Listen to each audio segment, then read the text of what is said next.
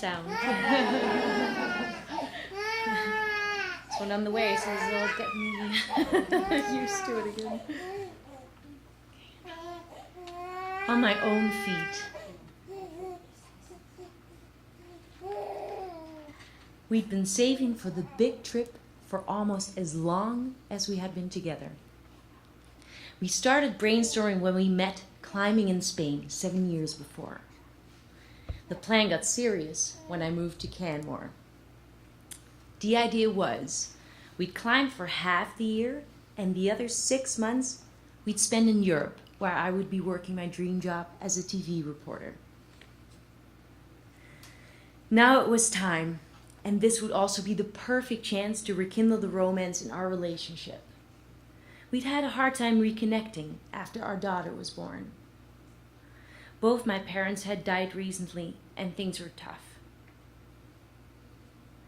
But just as we were about to hit the road, my partner landed the job of a lifetime. We decided to postpone the trip and also my career. Instead, I would support my husband and his career and take care of our little girl. A year later, my partner finished the job and we finally hit the road. Only to find ourselves a month later back in Canmore. I had fallen while climbing and shattered my ankle. I needed surgery and intensive physiotherapy. There was a chance my foot would never fully function again. I started my recovery in our camper van in the middle of winter with our incontinent dog, 2-year-old daughter, and a relationship that was dying. Our water pipes froze. Bylaw officers moved us along wherever we parked, and every time I got out of the van, I risked breaking more bones on the ice patches around town. One of the first times I was able to walk without crutches, I went to Main Street to run some errands.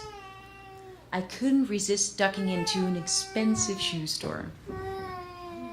My eye fell on a pair of high suede, fleece-lined winter boots. They were both sturdy and beautiful.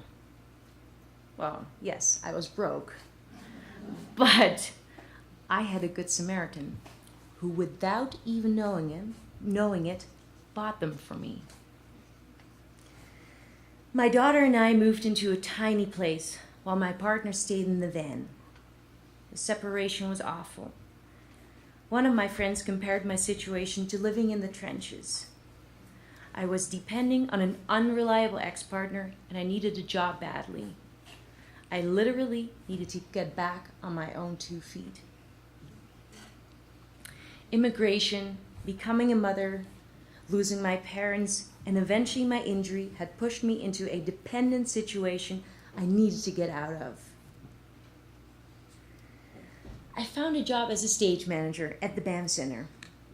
I remember getting ready for the job interview, needing someone to manipulate my foot so I wouldn't limp.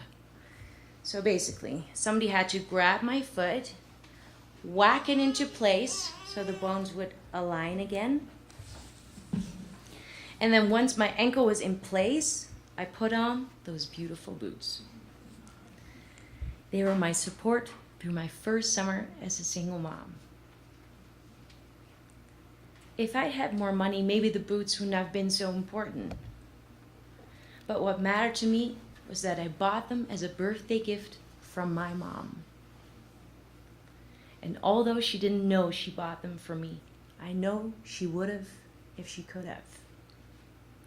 My good Samaritan, always there when I needed her, just like she promised.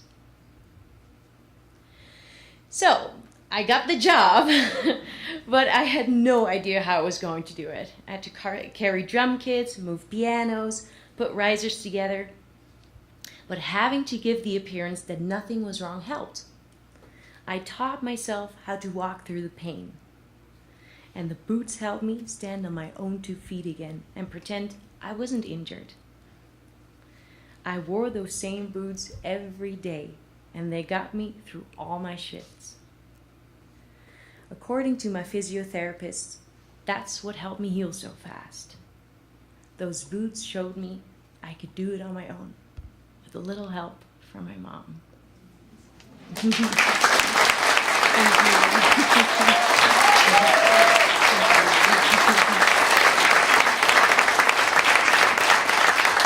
A very warm welcome to my friend Mina.